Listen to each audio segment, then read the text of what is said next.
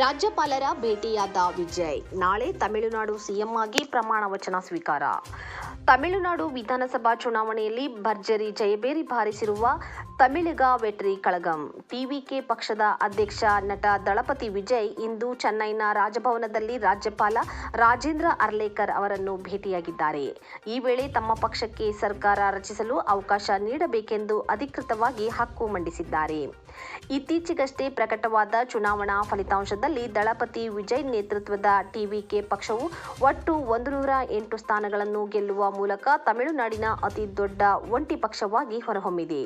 ತಮಿಳುನಾಡಿನಲ್ಲಿ ಸರ್ಕಾರ ರಚಿಸಲು ಕನಿಷ್ಠ 118 ಸ್ಥಾನಗಳ ಅಗತ್ಯವಿದ್ದು, ವಿಜಯ್ ಪಕ್ಷಕ್ಕೆ ಬಹುಮತಕ್ಕೆ ಕೇವಲ 10 ಸ್ಥಾನಗಳ ಕೊರತೆ ಇದೆ.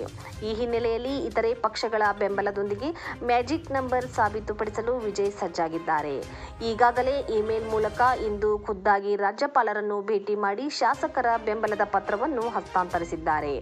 ತಮಗೆ ಬಹುಮತ ಸಾಬೀತುಪಡಿಸಲು ಕಾಲಾವಕಾಶ ನೀಡುವಂತೆ ಕೋರಿದ್ದು, ಮೇ 7ರಂದು ವಿಜಯ್ ಅವರು ಮುಖ್ಯಮಂತ್ರಿಯಾಗಿ ಪ್ರಮಾಣ ವಚನ ಸ್ವೀಕರಿಸಲಿದ್ದಾರೆ ಎಂಬ ವದಂತಿಗಳೂ ದಟ್ಟವಾಗಿವೆ.